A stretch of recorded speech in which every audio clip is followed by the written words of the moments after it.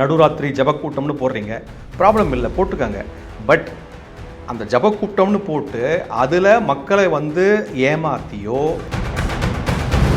America இந்தியாவோட மிகப்பெரிய இந்த உறவை வந்து உடைக்க பார்க்குது இதெல்லாம். ஸோ அவர் வந்து அந்த தேவாலயங்கள்னு சொல்லும்போது மதமாற்றன்றது வந்து இன்டைரக்டாக வருது இல்லையா சார்? ஆமாம், ஆர்கியூமெண்ட் பண்ணலாம், வாங்க பார்லிமெண்ட்டுக்கு வாங்க, நம்ம பேசலாம் விரிவா அப்படின்னு வந்து அமித்ஷா கூப்பிடுறாரு. அப்போது ராகுல் காந்தியோ மற்றவங்களாம் வரணும். ரூபியோடைய விசிட் டு மிஷனரி பார்த்தீங்கனாலே தெரசாக்கும் ஏற்கனவே எப்ஸ்டீன் ஃபைல்ஸ்க்கு யாரெல்லாம் அந்த ஐலாண்டில் அந்த சைல்டு சப்போர்ட் பண்ணுறாங்கன்னு. அதிமுக சொல்லவே வேண்டாம், பிஜேபி அபவ் 50 தான், இங்கேயும் பெருசாக யாரும் கிடையாது, காங்கிரஸ்லேயும் கிடையாது, கம்யூனிஸ்டில் ஏதோ அங்கே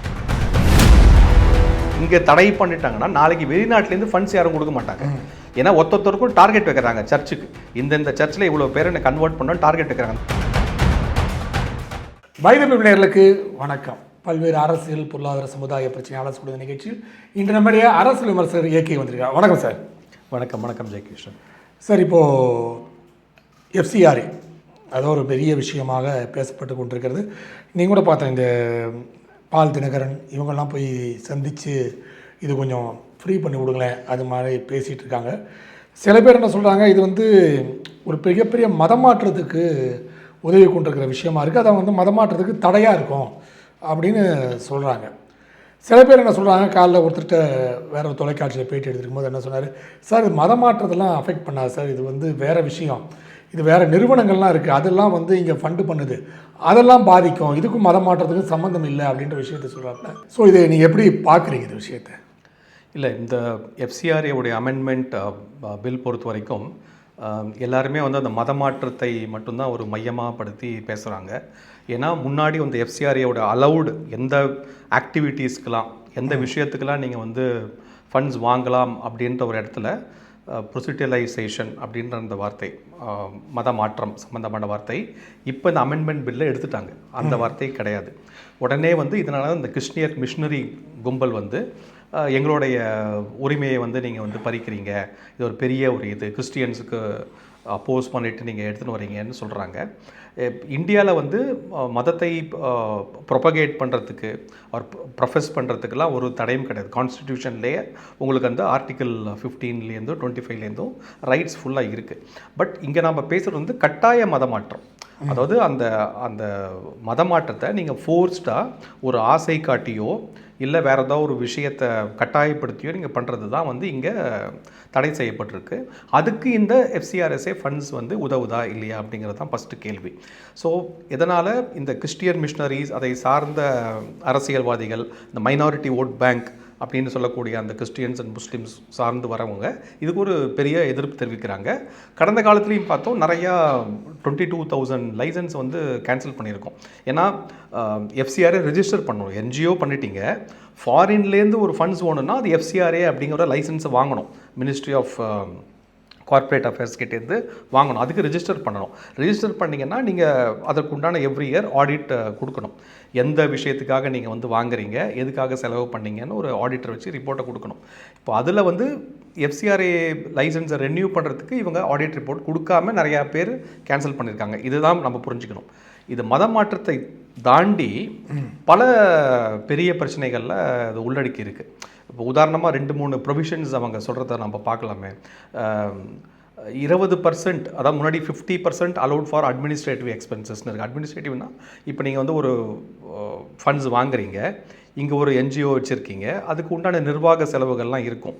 அது வந்து 50% மட்டும் நீங்கள் நிர்வாக செலவுகளுக்கு யூஸ் பண்ணிக்கலாம் இருந்த இடத்த இன்றைக்கி 20%ன்னு கம்மி பண்ணியிருக்காங்க.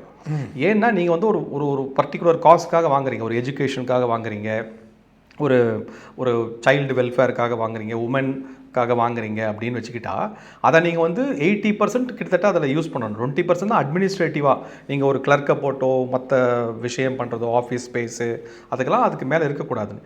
இது இங்கே ஏன் வருது அப்படின்னா, வரக்கூடிய காசை வந்து இவங்க வந்து எந்த விஷயத்துக்கு செலவழிக்கணுமோ செலவழிக்காமல் அதை வந்து மடைமாட்டுறாங்க மற்ற விஷயத்துக்குங்க. இப்போ ஒரு ஸ்டேட்டுக்கு வர ஃபண்ட்ஸு இன்னொரு ஸ்டேட்டுக்கு போகுது, ஒரு பர்பஸ்க்காக வர ஃபண்ட்ஸு இன்னொரு பர்பஸ்க்காக போகுது. அதை வந்து அக்கௌண்டபிலிட்டிங்கிறது என்ஜிஓ எடுத்துக்க எடுத்துக்கிறது இல்லை, அதை வந்து வெளியில் கணக்குலையும் வரதில்லை. அதை தான் கவர்மெண்ட் வந்து கட்டுப்படுத்தி கண்டிப்பாக 20% மேலே அட்மினிஸ்ட்ரேட்டிவ் ஃபீஸ் வரக்கூடாது அப்படின்னு சொல்கிறாங்க.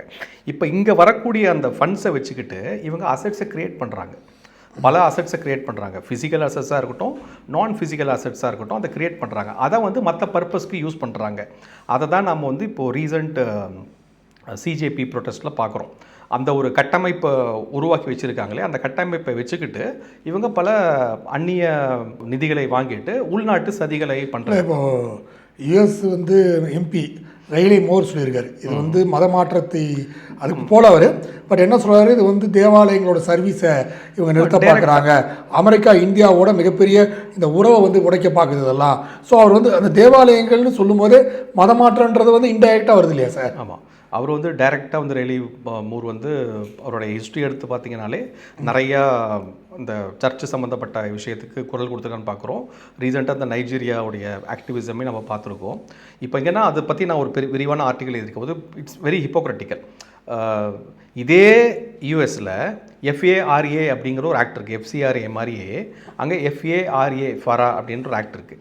அதுவும் கிளியராக சொல்லுது, என்னெல்லாம் எஃப்சிஆர்ஏ சொல்லுதோ அதே தான் எஃப்ஆர்ஏவும் சொல்லுது. அதை வந்து இவங்க வந்து மறைச்சிட்டு இன்றைக்கி எஃப்சிஆர்ஏ பற்றி இவங்க வந்து ஒரு வெளிநாட்டு ஒரு எம்பி, அதுவும் அமெரிக்கா அந்த கிறிஸ்டியன் மிஷனரி சார்ந்தவர், இன்றைக்கி வந்து ஒரு மைனாரிட்டியை இது பண்ணுறது வந்து ஒரு நகைப்புக்குரிய விஷயம். திருப்பி அகைன் இந்த விஷயத்துக்கு வந்தோம்னா இது மிஷனரி மட்டும் சம்மந்தப்பட்ட விஷயம் இல்லை. இதை தவிர பல சதிகளும் என்ன சொல்கிறது, ஒரு பயங்கரவாதத்துக்கு உண்டான துணை போகக்கூடிய காரியமும் இந்த மாதிரி ஒரு அர்பன் நக்சல் வச்சுக்கிட்டு போராட்டத்துக்கு உண்டான காரியத்துக்கும் இந்த நிதிகள் வந்து பயன்படுத்துகிறாங்க. It is no more like ஒரு கன்வென்ஷனல் வார் கிடையாது, இட்ஸ் அ காக்னேட்டிவ் வார்னு சொல்கிறோம். நம்ம மக்களை வந்து என்ன சொல்கிறது, அவங்களுடைய திங்கிங் ப்ராசஸை ஆல்டர் பண்ணக்கூடிய விஷயம், இருக்கிற பிரச்சனையில் தூண்டி விட்டுட்டு அதில் ஆதாயம் தேட டீஸ்டெபிளைஸ் பண்ணுறதுன்னு சொல்லுவாங்க. அந்த டீஸ்டெபிளைஸ்க்கு உண்டான ஒர்க்கில் தான் இந்த நெட்வொர்க்ஸ் பண்ணுறாங்க. ஸோ இந்த 50% 20%ல் ஒரு பெரிய விஷயம். ஏன்னா இவங்களால் அதிகமாக அந்த பர்பஸ்க்கு இல்லாமல் யூஸ் பண்ண முடியாது. ஸோ இவங்க வந்து ஒரு பார்ட்டி அரேஞ்ச் பண்ணுவாங்க, ஹோட்டலில் எல்லாரையும் கூப்பிட்டு விருந்து வைப்பாங்க, அதுக்கெல்லாம் இந்த ஃபண்ட்ஸ் யூஸ் பண்ணிக்கிறது.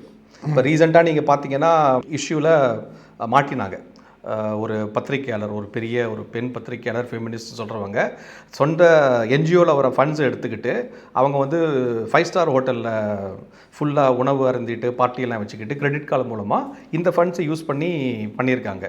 அதை வந்து கோர்ட்லேயும் ப்ரூவ் ஆகிருக்கு. ஸோ இந்த மாதிரி ஒரு விஷயங்கள். செகண்டு பார்த்தீங்கன்னா இவங்க கிரியேட் பண்ணுற அசட்ஸை வந்து கவர்ன் பண்ணுறதுக்கு யாருமே இல்லை, அதை ஒழுங்காக மானிட்டர் பண்ணல. நீங்கள் எஃப்சிஆர்ஏ லைசன்ஸை கேன்சல் பண்ணிட்டீங்க, ரெனியூ ஆகாமல் போச்சு, அதை கவனிக்காமல் விட்டிங்கன்னா அதை கான்ஃபிஸ்டிகேட் பண்ணலான்ற துணியில் கவர்மெண்ட் வந்து ஒரு டெலிகேட் அத்தாரிட்டின்னு ஒன்று வைக்கிறாங்க. அதை வச்சுக்கிட்டு அவங்க மேற்பார்வையில் இந்த அசட்ஸை எடுத்துப்போன்னு சொல்கிறாங்க. இதுவும் என்னென்னா இனிமேல் ப்ரிவென்டிவாக அவங்க க்ரியேட் பண்ணுற அந்த அசெட்ஸை, பேங்க் அக்கௌண்ட்டு பேலன்ஸை வச்சு மிஸ்யூஸ் பண்ணக்கூடாது யாரும் அப்படின்ற ஒரு விஷயத்தில் கவர்மெண்ட் வந்து ஒரு டெசிக்னேட்டட் அத்தாரிட்டி போட்டு, இதெல்லாம் தான் அவங்களுடைய ப்ராப்ளம். அவ்வளோ மணி வந்து வெளிநாட்டிலேருந்து வரக்கூடிய மணி வந்து இங்கே குவிஞ்சு கிடக்கு.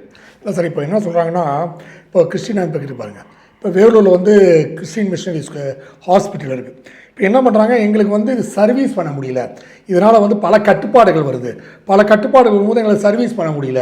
அதே மாதிரி எஜுகேஷனல் நாங்கள் வந்து நிறைய ஃப்ரீயாக பண்ணுறோம், இதெல்லாம் பண்ணாலும் எஜுகேஷனல் எங்களால் ஃப்ரீயாக தர முடியல அப்படின்ற விஷயங்கள்லாம் கிறிஸ்துவ அமைப்புகள் முன்வைத்து பேசிகிட்டு இருக்காங்க. அதனால தான் முக்கியமான அமித்ஷா அவர்களை பற்றி பேசும்போது இதெல்லாம் வந்து முன்வைக்கிறாங்க இந்த விஷயத்தை. இது ஒரு மிகவும் தவறான செய்தி.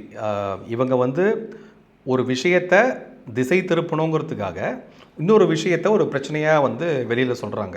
நான் ஏற்கனவே சொல்கிற மாதிரி வெளிநாட்டிலேருந்து நிதி வரலாம், அதுக்கு எந்த கட்டுப்பாடும் கிடையாது.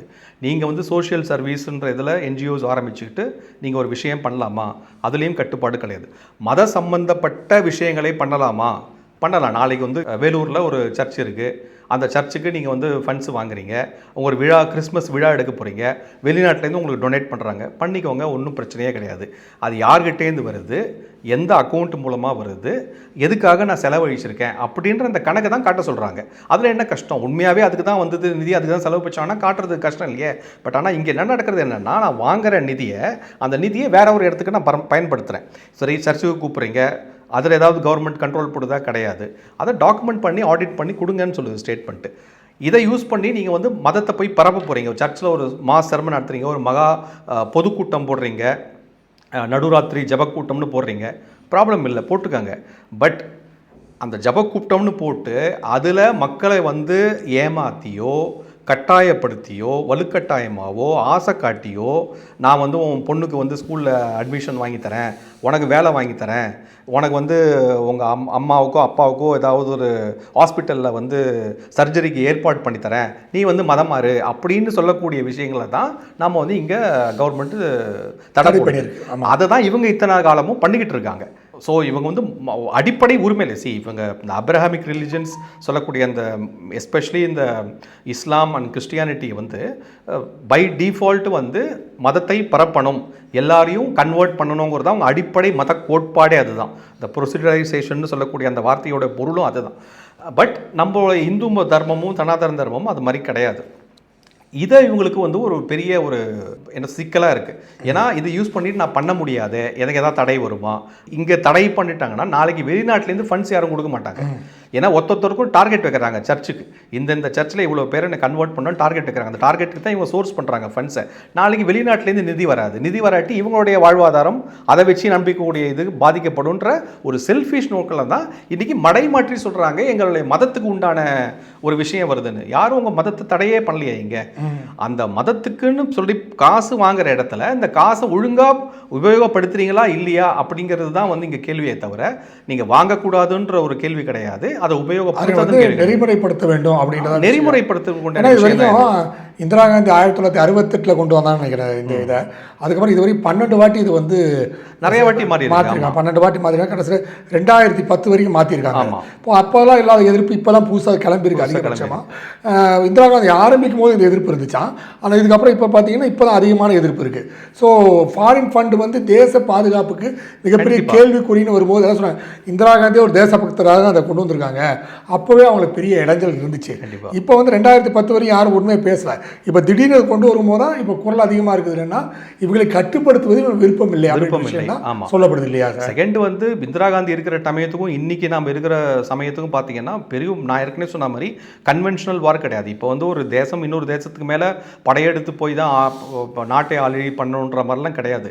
இன்னைக்கு உங்கள் உள்நாட்டில் ஒரு கலவரத்தை தூண்டலாம், அதை வச்சுக்கிட்டு இவங்க ஆதாயம் தேடலாம், டீஸ்டேபிளைஸ் தி எக்கானமி. ஃபினான்ஷியலாக தெரேசாவோட ஃபண்டு ஃபுல்லாக அப்படி தானே வந்தது. ஸோ அது ஒரு பெரிய கதை. தெரேசாவுடைய அந்த எப்ஸ்டீன் ஃபைல்ஸ் லிங்க் பண்ணியிருக்காங்க. எப்ஸ்டீனுடைய டாட்டருடைய ஹஸ்பண்ட் தான் இங்கே வந்து ரூபியோ விசிட் போது டைரெக்டாக ஒரு மதர் தெரேசா அந்த நன்ஸ் அவங்க தான் போய் பார்க்குறாங்க. அங்கே டைரெக்டாக பார்த்தீங்கன்னா அங்கே துல்சி கபார்டு வந்து இன்வெஸ்டிகேட் பண்ணிட்டு இருக்காங்க. அவங்க வந்து ரிசைன் பண்ணுறாங்க இங்கே விசிட் நடக்கிற சமயத்தில். இங்கே கவர்மெண்ட்டும் அதுக்கு சப்போர்ட் பண்ணல. ஸோ அந்த ரூபியோடைய விசிட் டு மிஷனரி பார்த்தீங்கன்னாலே தெரேசாக்கும் ஏற்கனவே எப்ஸ்டீன் ஃபைல்ஸ்க்கு யாரெல்லாம் அந்த ஐலாண்டில் அந்த சைல்டு சப்போர்ட் பண்ணுறாங்கன்னு ஒரு அலகேஷன் இருக்கோ அவங்களுக்கு இங்கே சம்பந்தம் இருக்குங்கிறது இருக்குது. ஸோ அதை தனியாக ஒரு கான்ஸ்பிரசி வச்சுக்கல. கிட்டத்தட்ட ஒரு 15-20 வருஷம்னு நினைக்கிறேன், பிபிசியில் வந்து ஹெல்ஸ் ஏஞ்சல் அப்படின்னு தெரசாவை பற்றி ஒரு பெரிய டாக்குமெண்ட்ரி எடுத்துருக்காங்க. கரெக்ட். இதில் வந்து இந்த விஷயங்கள் எல்லாமே சொல்லப்பட்டிருக்க நேரத்தில் இப்போது. ஆமாம், அதை பற்றி ஒரு விரிவான ஒரு இந்த எப்ஸ்டீன் ஃபைல்ஸும் ரூபியோ விசிட்டும் மதர் தெரேசாவும் லிங்க் பண்ணிவிட்டு ஒரு பெரிய விஷயமே ஒரு சதியே இருக்குது. அது ஒரு விஷயம். அகைன் இப்போ நீங்கள் வந்தீங்கன்னா இந்திரா காந்தி சமயத்தில் இருந்த மாதிரி இங்கே விஷயம் இப்போ கிடையாது. இப்போ நான் சொன்ன மாதிரி அந்நிய சக்திகள் வந்து உள்ளே புழுந்து அவங்கள வந்து மக்களை வந்து திசை திருப்பி ஒரு கலரமும் ஃபினான்ஷியல் இன்ட்ரூஷன் நிறையா இருக்குது. ராங்காக வந்து அந்த எக்கனாமியை வந்து பூஸ்ட் பண்ணி விடக்கூடிய அந்த மாதிரி விஷயம்தான் எல்லாமே. நீங்கள் லிங்க் பார்த்தீங்கன்னா இந்த எஃப்சிஆர்ஏ சட்டத்தை எதிர்க்கிறாங்க. இந்த ஐடியோட ஆக்டும் அந்த செக்ஷன் இப்போ 79 பற்றி நம்ம பேசிகிட்டு இருக்கோமோ அதுவும் அந்த விஷயம்தான். அதை யூஸ் பண்ணிக்கிட்டு அந்த பிளாட்ஃபார்மில் சேஃப் ஹார்பர்ன்ற ஒரு விஷயத்தில் இவங்க வந்து உள்ளே பூடுறாங்க. உள்ளே பூந்து எல்லாத்தையும் வந்து கண்ட்ரோல் எடுத்துக்கிட்டு அதை வந்து மிஸ்யூஸ் பண்ணுறாங்க, அதுக்கு ஹெல்ப் பண்ணுறாங்க, சப்போர்ட் பண்ணுறாங்க. அது வந்து தேச நலனுக்கு விரோதமான இது. யாரெல்லாம் தேசத்தை விரும்புகிறார்களோ கண்டிப்பாக எல்லாருமே வந்து எஃப்சிஆர்ஏ வந்து ஆதரிப்பாங்க. அதில் ஏதாவது ஒரு நிறைகுறை இருக்கா? அப்போ நீங்கள் அப்போசிஷன் வந்து ஆர்கியூமெண்ட் பண்ணலாம், வாங்க பார்லிமெண்ட்டுக்கு வாங்க நம்ம பேசலாம் விரிவாக அப்படின்னு வந்து அமித்ஷா கூப்பிட்றாரு. அப்போது ராகுல் காந்தியோ மற்றவங்களாம் வரணும். ஆனால் பேச வர மாட்டேங்கிறாங்களே. ஏன்னா இவங்களுக்கு வந்து ஒழுங்காக பேச தெரியாது. அந்த எஃப்சிஆர்ஏ பில் அமெண்ட்மெண்ட் பில்லை இன்னே படிச்சிருக்கவே மாட்டாங்க, இல்லைன்னா இதில் சம்மந்தப்பட்டிருப்பாங்க. அப்படி ஒரு ஒரு ஒரு ஆக்கப்பூர்வமான ஒரு அப்போசிஷனாக இருந்தால் என்ன பண்ணியிருக்கணும்னா இந்த பில்லில் இந்த விஷயம்லாம் தப்பு, இதெல்லாம் சரி பண்ணுங்கள், இதுக்கெல்லாம் நாங்கள் சஜஸ்ட் பண்ணுறோம், வாங்க இது ஏன் நீங்கள் போட்டிங்க, 50%லேருந்து இப்போ 20% குறைக்கிறீங்க, உங்கள் என்ன பேசிஸை குறைக்கிறீங்க, உங்களுக்கு தெரியுமா 20% வச்சதுக்கு, அதுக்கு ஏதாவது ரிவ்யூ பண்ணி அப்படி கேள்வி கேட்டால் பதில் சொல்கிறதுக்கு கவர்மெண்ட் ரெடியாக இருக்குது. அதை விட்டுட்டு இந்த பில்லே வந்து ஒரு மைனாரிட்டிக்கு ஆப்போசிட்டாக இருக்கிறதுக்கும் கிறிஸ்டியன் மிஷனரி அவங்க மதத்தை வந்து தடை பண்ணுறதுக்கு உண்டான ஒரு விஷயமாகவும் ஒரு மத கலவரமாகவும் மாட்டக்கூடிய அந்த ஒரு விஷயத்தை தான் இவங்க முன்னெடுக்கிறாங்களே தவிர இவங்களுக்கு தேசம் சார்ந்த ஒரு விஷயமாகவும் தெரியல அது. கண்டிப்பாக சார். இன்னொரு கட்டுரை எழுதினீங்க, ஜென்சி பற்றி ஒரு கட்டுரை எழுதியிருந்தீங்க. அதில் மகாராஷ்டிரா, பீகார், உத்தரப்பிரதேஷ் போன்ற மாநிலங்களோட ஜென்சியோட விஷயங்களும், அதே மாதிரி தமிழகம், கேரளா, தெலுங்கானா போன்ற ஜென்சியோட விஷயங்களும் ஒப்பிட்டு ஒரு விஷயத்தை கட்டுரை எழுதியிருந்தீங்க. ஸோ இப்போ வந்து தாவேகா அதை பற்றி அதை சொல்லியிருந்தீங்க, எப்படி வந்து ஒரு எழுச்சி ஏற்பட்டிருக்கு, தாவேகா வெற்றி பெற்றிருக்கின்ற போன்ற விஷயங்கள்லாம் சொல்லியிருக்கீங்க. ஸோ இப்போ ஜென்சியோட வாக்குகள் இப்போ வந்து திமுக கேள்விக்குறி, அவங்களாம் சொல்லிக்கலாம் திராவிட மாடல் ஜென்சின்ட்டு, அதெல்லாம் ஒரு பெரிய வரவேற்பு இல்லை. அதிமுக சொல்லவே வேண்டாம், பிஜேபி அபவ் 50 தான், இங்கேயும் பெருசாக யாரும் கிடையாது, காங்கிரஸ்லேயும் கிடையாது, கம்யூனிஸ்ட்டில் ஏதோ அங்கங்கே வரக்கூடிய ஆர்வ கோளாறுகள் சில பேர் வந்துட்டு போவாங்க. அப்போ பார்த்தீங்கன்னா ஜென்சியோட செயல்பாடு இப்போ வந்து தாவேக்கால தான் கொஞ்சம் அதிகமாக இருக்கிற மாதிரி எனக்கு கண்டு தெரியும். நீ எப்படி பார்க்குறீங்க? கண்டிப்பாக இப்போது அந்த ஜென்சியோடைய அந்த ஆர்டிக்கலில் என்னோட இப்போ மெயின் டேட்டாவே வந்து 2029 எலெக்ஷன் பொழுது எந்த மாதிரி ஏஜ் குரூப்பில் பீப்புள் ஓட் பண்ண போகிறாங்க அப்படிங்கிறது தான் ஃபஸ்ட்டு.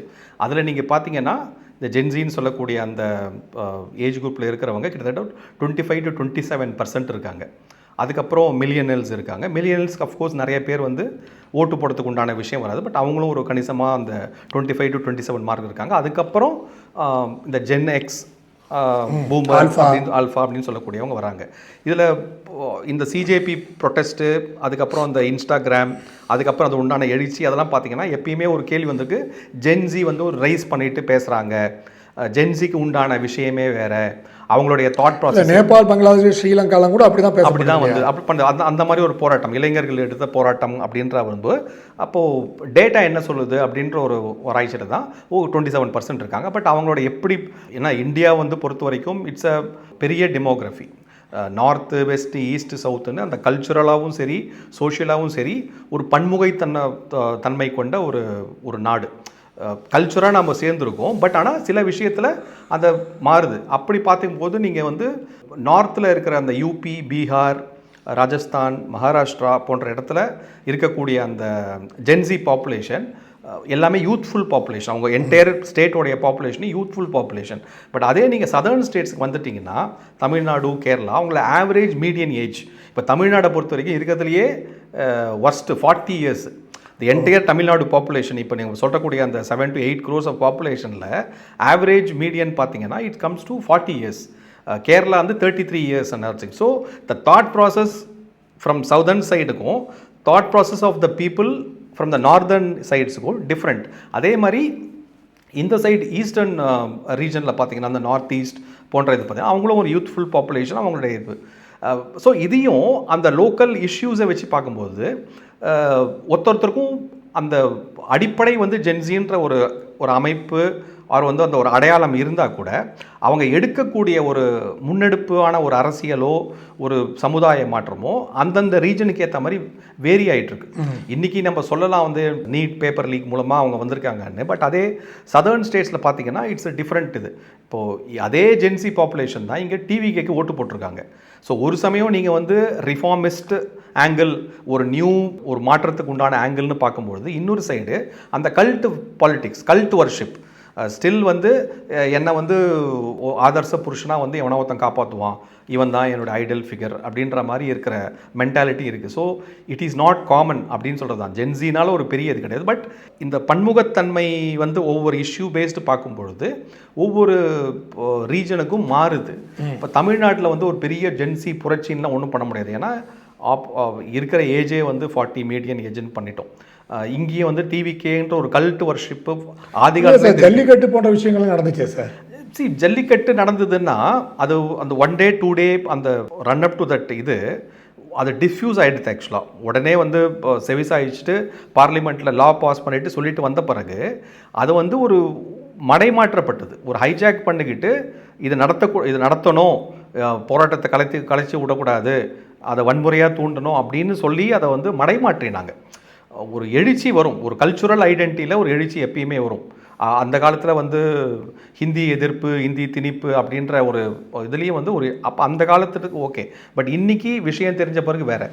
ஸ்டெர்லைட் ஆலையை எதிர்த்து அதே மக்கள் தான் இன்றைக்கி வந்து ஸ்டெர்லைட் ஆலையை ஓப்பன் பண்ணணும்ன்றாங்க. பிரச்சனை தான். ஸோ அது வந்து அந்த அந்த காலதேசத்துக்கு ஏற்ற மாதிரி மாறுதுன்னு வச்சுப்போமே. பட் நான் சொல்கிறது இந்த மென்டாலிட்டி, அந்த மென்டாலிட்டியோடைய இது எப்படி இருக்குன்றீங்க. கல்ச்சுரலாகவே இங்கே வந்து ஒரு கல்ட் வர்ஷிப் மென்டாலிட்டி. அதோட எக்ஸாம்பிள் தான் டிவிகேவுடைய வின்னிங் 107 சீட்ஸ். 29 எப்படி இருக்குன்னு நினைக்கிறீங்க? 29 வந்து எலெக்ஷன் ஜென்சி ஒரு பேஸாக இருந்தால் கூட அந்தந்த ரீஜனுக்கும் அந்தந்த ஸ்டேட்டுக்கும் உண்டான பிரச்சனையை சார்ந்து மையப்படுத்தி தான் ஒரு விஷயம் வருமே தவிர பொதுவாகவே எல்லா இளைஞர்களும் இந்த கவர்மெண்ட்டுக்கு ஆப்போஸு, இவங்க வந்து இந்த கவர்மெண்ட்டுக்கு சப்போர்ட் பண்ணுறேன்ற மாதிரி கிடையாது. இருக்குது, பேஸ் இருக்குது. அந்த பேஸை எப்படி சேனல் பண்ணுறாங்கங்கிறது வந்து ஒவ்வொரு ரீஜனுக்கும் மாறுபடுது. ஸோ இங்கே ஜென்சியோடைய வாய்ஸை கேட்கணும். அதே சமயத்தில் எந்த விஷயத்தை அவங்க முன்னெடுக்கிறாங்கிற விஷயம் இருக்குது. தமிழ்நாடை பொறுத்த வரைக்கும் ஒரு எப்பயுமே வந்து கல்ட் வர்ஷிப் தான். They will go against a leader. ஆமாம், ஆக்டர். நெக்ஸ்ட் இப்போ தனுஷ் ரெடியாக இருக்காரு. ஆமாம். ஸோ அதனால் அந்த ஒரு விஷயம் தான் இங்கே வந்து அப்படி தான் சேனல் பண்ணுறாங்க. ஏன்னா இங்கே சினிமா மோகம் ஜாஸ்தி. அதை தவிர சினிமாவை விட்டால் வேறு ஒரு என்டர்டெயின்மெண்ட்டுன்ற ஒரு விஷயமே கிடையாது. எது எடுத்தாலும் சினிமா இங்கே. ஸோ அதனால் இங்கே அந்த சினிமா சம்மந்தப்பட்ட அரசியல் அதுதான் இங்கே பிரதான. இதே நீங்கள் வந்து நார்த் ஈஸ்ட் சைட் போனீங்கன்னா அங்கே இருக்கிற போராட்டம் வந்து தன்னுடைய லேண்டுக்கு அந்த பார்டர் இஷ்யூஸ் இருக்குது, லோக்கல் ட்ரைபல் இஷ்யூஸ் இருக்குது, செல்ஃப் ஐடென்டிட்டி அப்படின்னு இருக்குது. அங்கே மைக்ரேஷன் இஸ் அ ப்ராப்ளம். ஏன்னா அங்கேருந்து நிறைய பேர் மைக்ரேட் ஆகிட்டு வெளி ஸ்டேட்டுக்கு போகிறாங்க, அந்த ஸ்டேட்லேருந்து வராங்க. மைக்ரேஷன் தான் அங்கே ஒரு இஷ்யூ. அங்கே என்னோடய ஐடென்டிட்டியும் என்னோடய நிலத்தையும் என்னோடய இனத்தையும் நீங்கள் வந்து இது பண்ணுறீங்கன்னு சொல்கிறதுக்கு ஜென்சி வந்து ஒரு உந்துகோலாக இருப்பாங்க. இந்த சென்ட்ரல் ஸ்டேட்ஸ் ஆஃப் யூபி, பீகார்லாம் பார்த்தீங்கன்னா அங்கேருந்து வெளியில் போகிறாங்க மக்கள், வேலைவாய்ப்பு இல்லாமல் வெளியில் வராங்க. இன்னொரு விஷயம், அந்த பகுதியில் வந்து எஜுகேஷன் லெவல் ரொம்ப கம்மியாக வர இன்னொரு இருக்கு இல்லையா? அப்படி கிடையாது. இப்போ பார்த்தீங்கன்னா பீகார் முன்னாடி 15 வருஷத்துக்கு முன்னாடி லல்லு ரஃப்ரியோடைய இதை தாண்டி இன்றைக்கி பார்த்தீங்கன்னா நிறையா ஐஏஎஸ்லேருந்து மற்ற காம்படிட்டிவ் எக்ஸாம்ஸ்லேருந்து பீகார்லேருந்து யூபிலேருந்துலாம் நிறைய பேர் வராங்க. இன்ஃபேக்ட் ஹையஸ்ட்டாக வராங்க, ரேங்கிங்கில் வராங்க. ஸோ அது மாறி இருக்குது. மாறினாலும் பட் அங்கே இருக்கிற பிரச்சனை என்னென்னா அந்த டெவலப்மெண்ட் சொல்லக்கூடிய ஒரு இன்ஃப்ராஸ்ட்ரக்சர் டெவலப்மெண்ட் வரணும். அதை தான் வந்து யோகியும் பண்ணிட்டுருக்காரு, அதுதான் நிதிஷும் பண்ணுறாங்க, அதுதான் ஒடிஷாவில் பிஜு பட்நாயக் பண்ணார், இன்றைக்கி கண்டினியூஸாக பண்ணிட்டு. ஸோ அங்கே வந்து டெவலப்மெண்ட் அண்ட் ஜாப்ஸ், அவங்களுக்கு வந்து மைக்ரேஷனை தடுக்கணும். ஏன்னா அங்கேருந்து இங்கே தான் வெளியில் வந்திருக்காங்க, மைக்ரேட் பண்ணிவிட்டு வெளி ஸ்டேட்ஸ்க்கு போயிருக்காங்க. அங்கே வாழ்வாதாரத்துக்கு உண்டான ஒரு விஷயத்தை அவங்க அமைச்சுக்கிட்டாங்கன்னா அங்கே அவங்களுக்கு பிரச்சனை கிடையாது. அப்போ அந்த பிரச்சனையை சார்ந்து ஒரு ஜென்சி சமூகம் வந்து குரல் கொடுக்கும் அப்படின்னா, பிகாஸ் அகைன் எஜுகேஷன் சம்மந்தப்பட்டது. அதுக்கு தான் என்இபி பாலிசியை நான் லிங்க் பண்ணி எழுதியிருக்கேன். ஏன்னா இப்போ இளைஞர்களுக்கு வந்து வேலை வாய்ப்பும் அந்த ஒரு அவங்க வாழ்வாதாரத்துக்கும் அவங்க கனவுகளை மெய்ப்படுத்துக்கு உண்டான ஒரு விஷயம் தேவை. இங்கே நான் வந்து ப்ராப்ளம் வந்து எம்ப்ளாயபிலிட்டி அண்ட் எம்ப்ளாய்மெண்ட். அன்எம்ப்ளாய்மெண்ட் இங்கே பிரச்சனை கிடையாது, எம்ப்ளாயபிலிட்டி தான் ப்ராப்ளம். அதாவது எனக்கு வேலை இருக்குது, அந்த வேலை செய்யக்கூடிய திறன் வந்து இளைஞர்களுக்கு இருக்கா அப்படிங்கிறது தான் கேள்வி.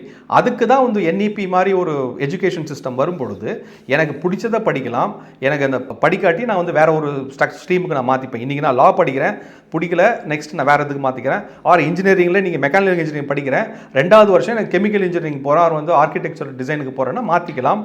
படித்தா மட்டும் உங்களுக்கு சர்டிஃபிகேட்டு, என்ன வேணால் படிக்கலாம் அப்படின்ற ஒரு ஃபுல் சிஸ்டம் வரும்பொழுது அவங்க ஃப்ளெக்சிபிலிட்டி ஜாஸ்தியாகுது, அவங்க வேலை வாய்ப்புக்கு உண்டான ஃப்ளெக்சிபிலிட்டி ஜாஸ்தியாகுது. ஸோ அதை முன்னெடுத்து தான் அந்த பிரச்சனைகள் வருமே தவிர இவங்க நினைக்கிற மாதிரி எல்லா யங் ஜென்ரேஷனும் அப்படியே வந்து ஒட்டுமொத்தமாக ஒரு கவர்மெண்ட்டுக்கு அப்போஸ் பண்ணுறாங்கன்றது ஒரு ராங்கான ஒரு பிம்பம். அந்த அந்த அந்த பிம்பத்தை உடைக்கிறதுக்கு உண்டான விஷயத்தை மற்ற கட்சிகள் பண்ணிகிட்டு இருக்காங்க. கண்டிப்பாக சார், நேரத்தை ஒதுக்கி போயிட்டு மிக்க மகிழ்ச்சி. நன்றி. நன்றி. நன்றி ஜெயகிஷன். ஜெயஹிந்த். நேரம் மீண்டும் அடுத்த நிகழ்ச்சியில் சந்திப்போம். அதுவரை நன்றி, வணக்கம்.